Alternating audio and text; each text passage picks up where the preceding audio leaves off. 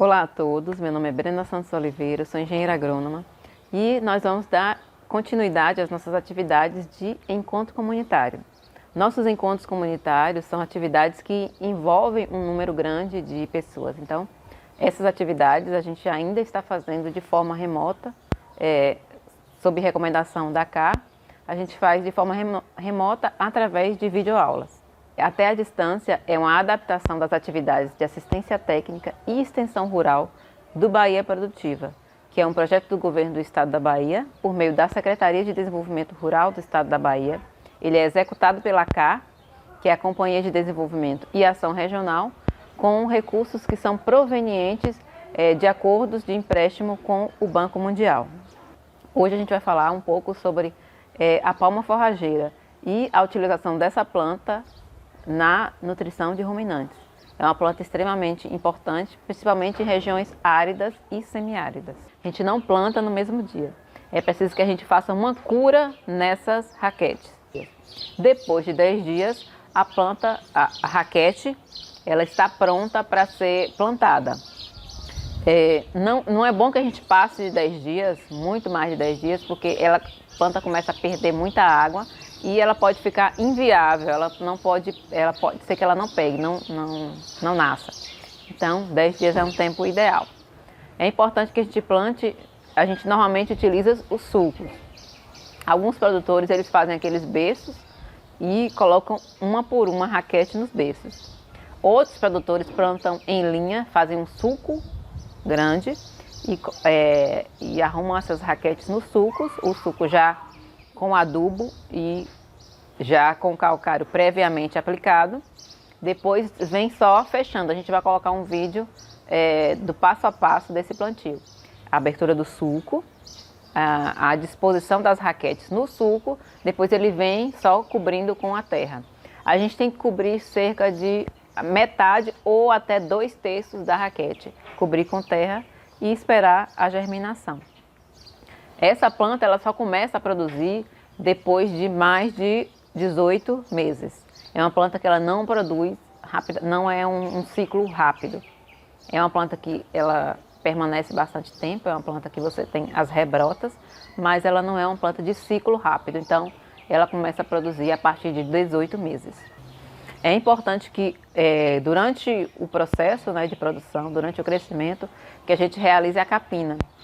A capina de preferência que retira a maior parte do mato, porque esse mato também vai competir em nutrientes com essa planta. Então é bom que a gente realize a capina, que é um trato cultural normalmente realizado. A gente não recomenda que seja aplicado herbicida, porque o herbicida ele é um produto que vai para a planta e depois vai para a ração do animal, né? O animal vai consumir. O herbicida é um material que ele deixa resíduos, então não é uma prática que a gente recomenda. A gente recomenda sempre, de preferência, a roçagem. A gente também existe a possibilidade da adubação de cobertura, mas isso a gente faz de acordo com a necessidade da planta e de acordo com o período de desenvolvimento. Vai depender também de acordo com a planta, com a espécie escolhida. Toda essa parte específica de adubação, de cobertura, a gente faz, a gente pensa antes, né? Planeja antes, mas a gente faz de acordo com cada produtor, com a necessidade de cada produtor, de acordo com a espécie que ele escolheu plantar.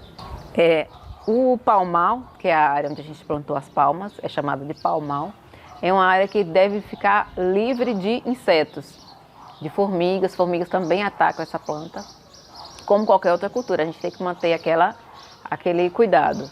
Insetos, os animais também podem consumir esse material, então é bom que a gente tenha um cuidado, de preferência seja uma área cercada, se não for cercada, que não seja uma área de fácil acesso para animais. Além da cochonilha do carmim, a gente tem também outro tipo de cochonilha que ataca essa planta, que é a cochonilha escama ou farinhosa. Também tem o bicho bolo. A gente tem que fazer o trato cultural de fato e manter essas plantas livres desses insetos, porque os insetos são insetos que vão causar danos, principalmente nesse caso da palma semente, que eles vão causar um dano que pode até prejudicar o desenvolvimento dessa planta.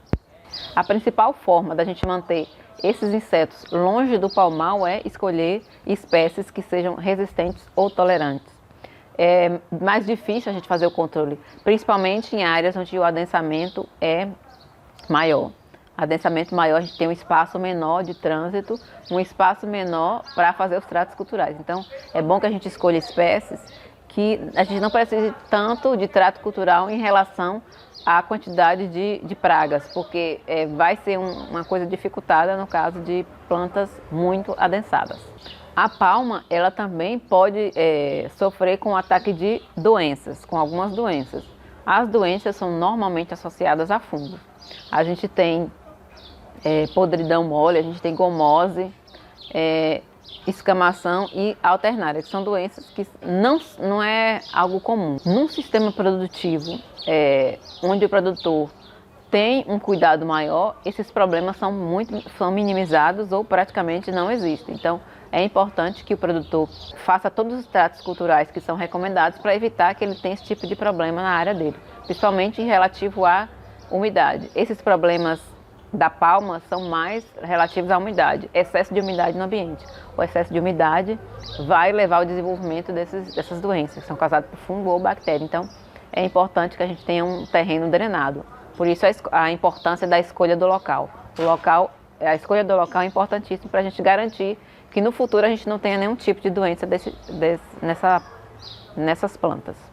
A colheita da palma é feita por volta de 1 ano e meio a 2 anos, dependendo da espécie que a gente escolhe para plantar. Tudo depende do tipo de palma que a gente escolhe plantar. E a gente pode tirar até 150 toneladas por hectare, dependendo do espaçamento, dependendo do adensamento de plantas que a gente utiliza. É uma planta, como a gente disse no início, é importante para a nutrição animal, principalmente em regiões áridas e semiáridas. É um alimento extremamente nutritivo, principalmente para a vaca de leite. A palma forrageira ela pode substituir o milho, porque é um alimento energético.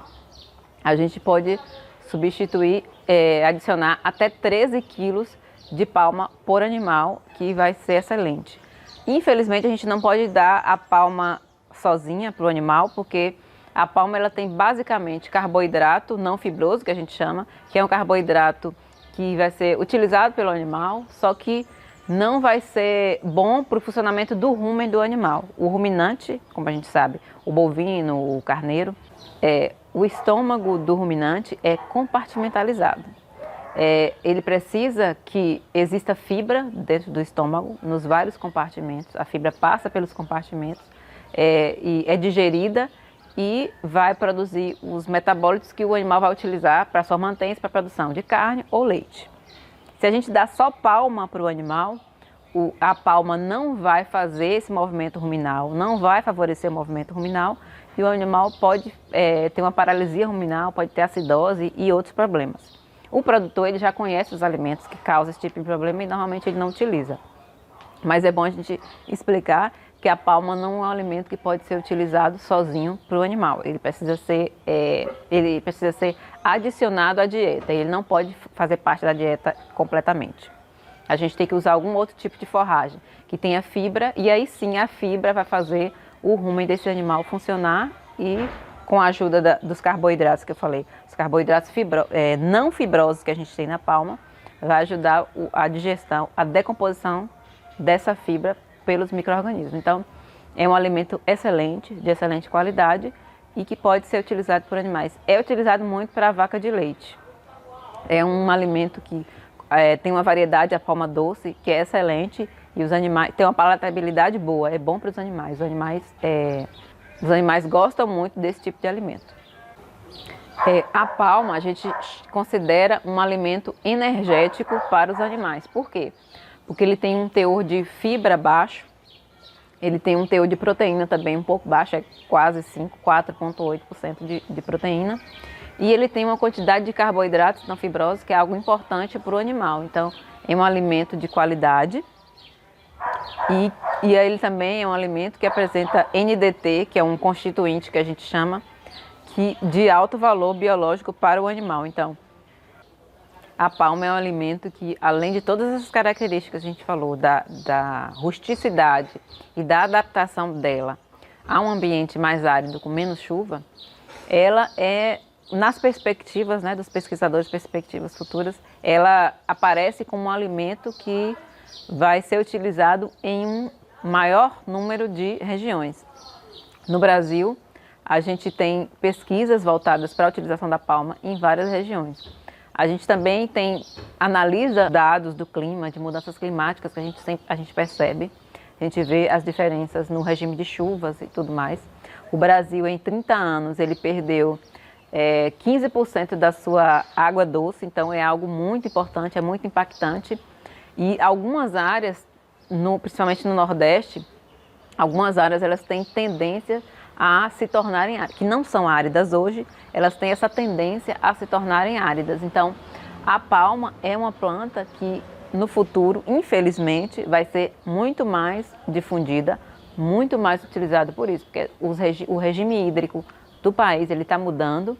O Brasil, a quantidade de cursos d'água, os cursos d'água estão mudando, a gente está tendo muita poluição dos cursos d'água. A gente tem águas subterrâneas também poluídas, são impróprias tanto para consumo quanto para utilização na agricultura. Então, a tendência é a diminuição do volume de água doce, principalmente, e o aumento dessas áreas com maior aridez, áreas mais áridas.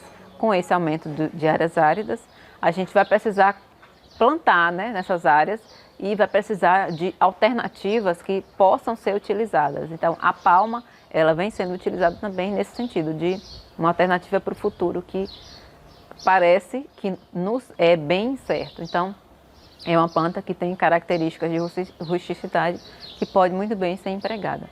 Bom, gente, antes do plantio, da escolha da área e do plantio, a gente tem que dimensionar quanto que a gente vai precisar dessa palma. Lembrando que é uma planta que ela tem um ciclo mais longo, então é uma planta que a gente pensa como estratégia futura, estratégia alimentar futura. Não é algo que a gente planta e depois de 3 ou 4 meses a gente tem, não. A gente tem que pensar nela como uma estratégia futura. Bom, o dimensionamento da área a ser cultivada, ela depende do objetivo a que se destina, a que essa palma se destina. Se for para o consumo dos animais da propriedade, o produtor primeiro ele tem que saber quantos animais ele tem no rebanho, quantos animais vão ser alimentados com essa palma e por quanto tempo esses animais vão receber esse alimento. E também ele tem que entender que ele precisa de uma área para cultivar, então ele tem que ter já essa área disponível para o cultivo. Mas a princípio, quantos animais vão ser alimentados e o período que esses animais vão utilizar essa palma. Por exemplo, para um rebanho de 25 vacas, a gente contabiliza que cada animal vai comer 40 quilos de palma, por exemplo. Se eu for utilizar essa palma durante 9 meses, vamos supor que vai ser 40 quilos por animal durante 270 dias. 270 dias, 9 meses. A gente vai colocar a continha. Então, 25 animais, 40 quilos diários por 270 dias. Aí a gente, num cultivo adensado, a gente pode produzir até 300 toneladas por hectare a cada 2 anos. Isso. Então, por ano, 150. Então, a área de palma adensada vai depender de todos esses fatores que eu falei. A gente vai colocar a continha aqui agora. Então, a área a ser plantada vai depender, primeiro, do número de animais que vão se alimentar dessa palma, o consumo diário desses animais, multiplicado pelo período necessário que a gente vai ter. Nesse caso, 9 meses, 270 dias. Dividido pelo rendimento que a gente vai ter dessa palma por hectare. Nesse caso, a gente colocou um exemplo de palma num sistema adensado. Então, adensado, nesse caso, eu vou ter 150 mil quilos em um ano. Ou seja, 25 vacas vezes 40 quilos que cada animal vai comer, vezes 270 dias, dividido por 150 mil quilos. Isso vai dar 1,8 hectares. Ou seja, para eu alimentar esses animais durante 270 dias, a fonte vai ser palma, uma das fontes vai ser palma, eu vou precisar de praticamente 2 hectares de área plantada. Então, não é uma conta difícil de se fazer, é uma conta relativamente fácil. O produtor pode fazer, a gente vai deixar os dados, a conta certa, e explicar os fatores que influenciam nessa conta. Essa conta que a gente fez agora, a gente parte do pressuposto que a gente vai trabalhar com palma num sistema adensado. Sistema adensado eu posso ter até 150 toneladas por ano. Lembrando que o primeiro corte é a partir de 1 ano e meio, 2 anos. Então o produtor tem que ter em mente tudo isso. Antes que eu possa cortar essa palma, o produtor tem que lançar a mão de outras forrageiras. Ele pode utilizar, por exemplo, uma silagem de resíduo de pupunha, que é algo que tem um valor nutritivo razoável. Não é o ideal para o animal, mas numa situação de escassez, é um produto que a gente consegue com maior facilidade e é um alimento que é aceito pelo animal. A gente pode fazer uma silagem do resíduo da extração do palmito de pupunha. O produtor também pode pensar em plantar um sorgo, que é uma planta mais resistente também, menos exigente em comparação ao milho e que dá uma silagem de alta qualidade. A gente tem materiais genéticos desenvolvidos pela Embrapa que dão silagens de altíssima qualidade, que são bem aceitos pelos animais. O que o produtor tem que entender é que, quando ele tem um rebanho, ele tem que pensar na reserva estratégica. Mesmo em regiões que não são consideradas áridas, ele precisa pensar nessa reserva estratégica. Porque a gente tem um período do ano que a gente não tem comida. Muitos produtores chegam para nós para falar sobre isso. Tem uma época do ano que não tem comida. Então, ele tem que lançar mão dessa estratégia para tentar alimentar esses animais nesse período e garantir a produção, porque se não tem alimento, o animal não vai produzir, então a renda do produtor também vai ser afetada. Então é importante que o produtor pense sempre em pelo menos umas 2 reservas estratégicas, no caso da palma, a palma e, por exemplo, um sorgo para fazer silagem. A palma a gente ainda consegue manter ela na área e cortar e servir in natura. No caso do sorgo e do milho, a gente precisa fazer uma silagem, porque esse material, se ele fica no campo, ele vai passar e ele vai, com o tempo, esse material vai acumular mais fibra e não vai ficar bom para o consumo animal. Vai perder o valor nutritivo. Então, é importante que o produtor entenda a importância da reserva estratégica e a importância disso para a sua renda, para a sua própria renda. O animal ele precisa consumir o alimento de qualidade em todo o ano. Ele não pode só ter fartura no verão ou na época de chuva e no inverno ele não ter com o que se alimentar. Então, o produtor ele tem que entender isso e compreender. As reservas estratégicas são importantes também, porque não tendo essa reserva estratégica, o animal ele vai degradar a área. Por quê? Ele vai pastejar uma área que já está superlotada, já está super pastejada e vai provocar uma degradação daquele solo. Então, divisão de piquetes, dividir a área em piquetes, tentar colocar uma forrageira mais resistente à seca, pensar no cultivo da palma, pensar no cultivo do sorgo é algo importantíssimo para o produtor e também para o ambiente. A gente vai ter um alimento para o animal durante todo o período, a gente não vai ter excesso de animais numa área, não vai ter super pastejo, que a gente chama, não vai ter aquele animal pastejando em áreas que praticamente de capoeira, sem nenhuma forragem. A gente vai ter qualidade de alimentos para o animal e vai ter qualidade de produto para o produtor durante todo o ano. A gente sabe que uma época do ano o leite sobe de preço porque a gente tem uma escassez de produto no mercado. Então, nesse período, é bom que o produtor tenha, se ele tiver uma reserva estratégica, ele vai continuar a produção dele, então ele vai ganhar um pouco mais pelo leite. O produtor, ele tem que pensar nessa reserva estratégica e ver a propriedade dele como sua fonte de sustento. Então, a propriedade dele tem que dar dinheiro durante todo o ano. Ela não pode dar recurso, ela não pode render a ele só durante uma época, ela tem que render durante todo o ano para que ele se mantenha daquela propriedade.